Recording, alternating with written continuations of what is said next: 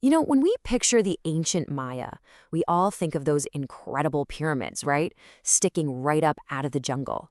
But what if I told you the real story of their genius? This secret that let them build those cities in the first place wasn't built up towards the sky, but was actually engineered deep in the ground. Yeah, let's get into it. So let's start with the central puzzle, the big question the Maya had to solve. How on earth do you build a massive, thriving city, we're talking tens of thousands of people, in a place that has basically no rivers or lakes? I mean, how is that even possible? Well, here's the deal with where they lived. The Yucatan Peninsula is basically this giant slab of porous limestone. Think of it like a huge natural sponge. When it rains, the water just vanishes, sinking straight underground. So you've got no rivers, no lakes. And on top of that, you have a dry season that lasts for 6 brutal months. It sounds like a total disaster, right? But for the Maya, this problem was actually the spark for some of the most incredible innovation you've ever seen. So how did they solve this massive water problem? Well, our first stop is the magnificent city of Tikal. What the engineers did here, it's just unbelievable. They essentially built a massive, citywide water machine. Just try to wrap your head around the scale of this. We are not talking about a small town. Tikal was a sprawling metropolis, and every single person there needed water to get through that half-year drought, in a place with no rivers. The solution had to be just as massive as the city itself. And this is how they did it. It wasn't just one thing. It was a whole integrated system. They paved these enormous plazas and dug canals that acted like giant funnels designed to catch every last drop of rain. All that water was then channeled into this huge network of 10 different man-made reservoirs. They even built a massive dam and a sluiceway to control the flow between them.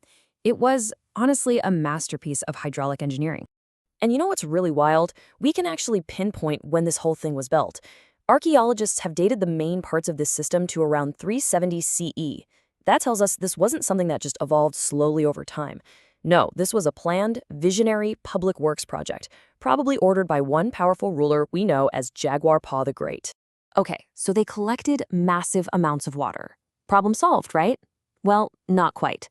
The Maya's ingenuity didn't stop there, because they had another huge problem to solve. How do you keep all that stored water clean? I mean, think about it. You've got huge pools of stagnant water just sitting there in a hot tropical jungle. That is a perfect breeding ground for all sorts of nasty bacteria and diseases. The Maya knew this was a huge danger, and their solution, well, it was literally thousands of years ahead of its time. They used this stuff, zeolite. It's a natural volcanic rock, and on a microscopic level, its structure is like a superfine sieve.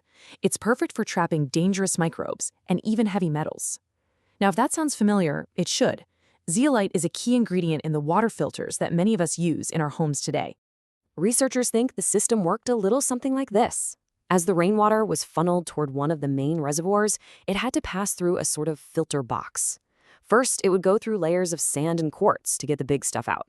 But the final secret ingredient was a layer of that zeolite, which would have stripped out the invisible impurities, giving the people of Tikal clean, safe drinking water. And before you think, wow, they just got lucky and found this stuff nearby, nope, we know this was no accident.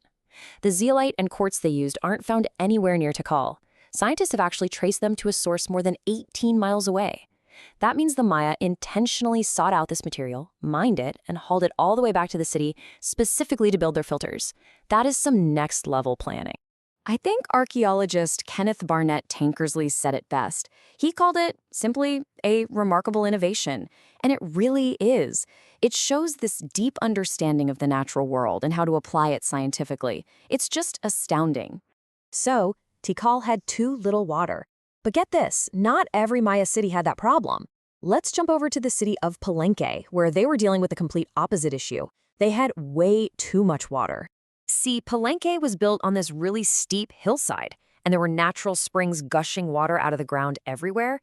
So for them, the challenge wasn't, where do we find water?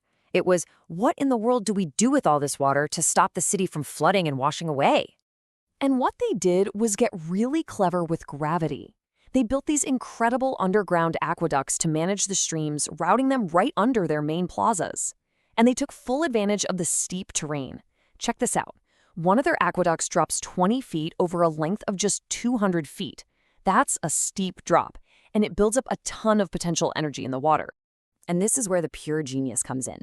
They figured out how to turn that potential energy into real force. It's the same principle as when you put your thumb over the end of a garden hose. They designed the aqueduct to narrow dramatically at the end, from an opening of 10 square feet down to just half a square foot. That massive constriction forced the water to blast out with enough pressure to shoot a jet 20 feet into the air. And this is a huge deal. For the longest time, historians thought that engineered water pressure was a technology that was brought to the Americas by the Spanish. This discovery completely changed that. It proved the Maya had mastered this complex principle of fluid dynamics all on their own, centuries earlier. But it leaves us with this awesome mystery. What did they actually use it for? Was it just a spectacular fountain in a courtyard, a symbol of the ruler's power to control nature? Or did it have a practical purpose, maybe as a way to pump water up to the royal palace for flushing toilets? We still don't know for sure.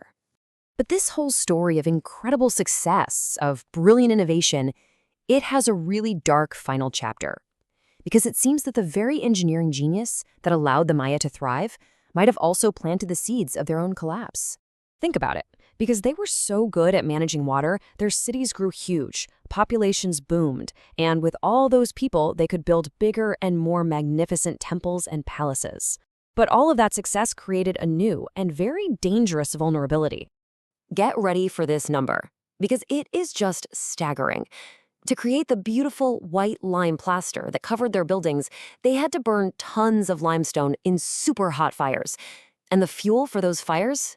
The jungle.